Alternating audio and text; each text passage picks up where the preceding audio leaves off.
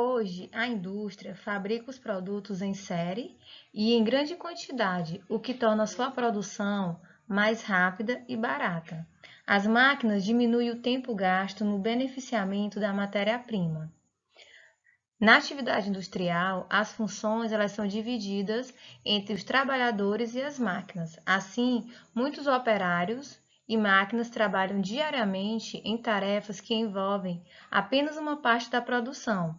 É a chamada linha de montagem. Do outro lado, estão os donos do estabelecimento, das máquinas e dos equipamentos e das fábricas. Na atividade industrial, existem diversos tipos de indústria. Vamos observar alguns exemplos.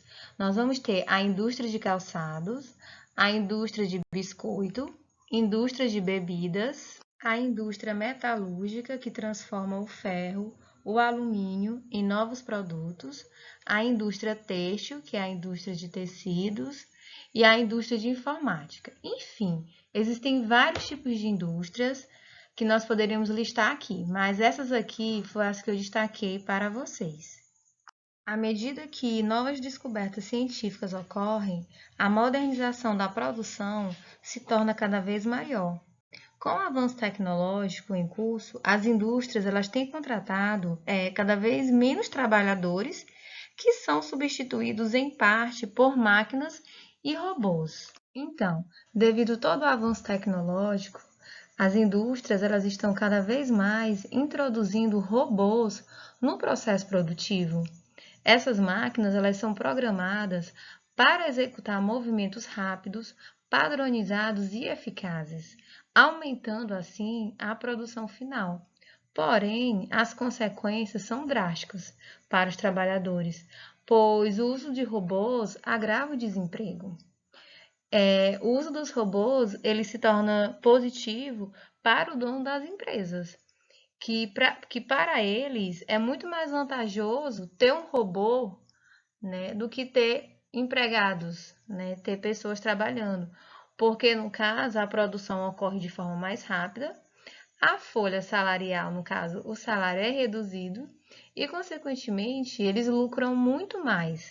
Os robôs, apesar de passarem por manutenções, eles são mais benéficos para as empresas, pois, diferentemente dos operários, eles não adoecem, não tiram férias, não engravidam, não necessitam de descanso, não recebem salário, não reclamam da função, entre outros fatores.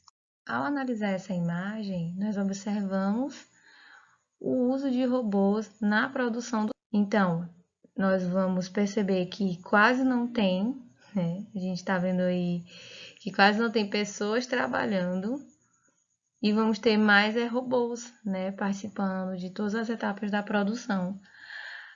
Aí, no caso, a mão de obra humana vai entrar para ter o controle dos robôs, né? Ter a manutenção, mas para isso é necessária uma qualificação em que esses novos profissionais eles saibam lidar com as novas tecnologias. Agora vamos falar sobre a indústria no Brasil, né? A indústria no Brasil, ela foi historicamente tardia.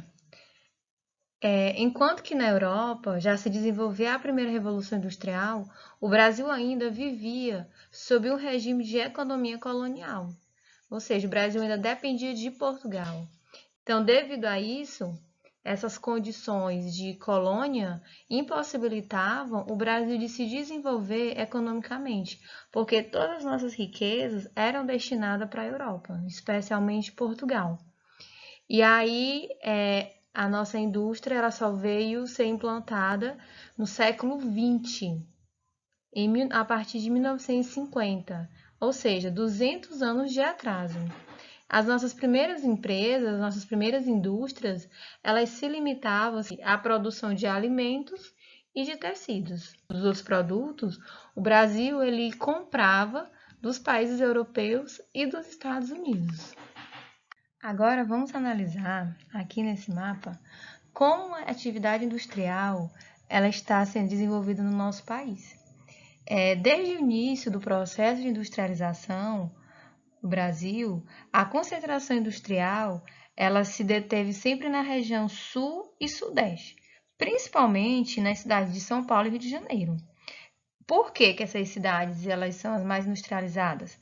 porque elas foram favorecidas pelos capitais acumulados com a cafeicultura e pelo amplo mercado consumidor e pela maior oferta de mão de obra e de infraestrutura, como energia elétrica, ferrovias, rodovias, rede bancária, comércio.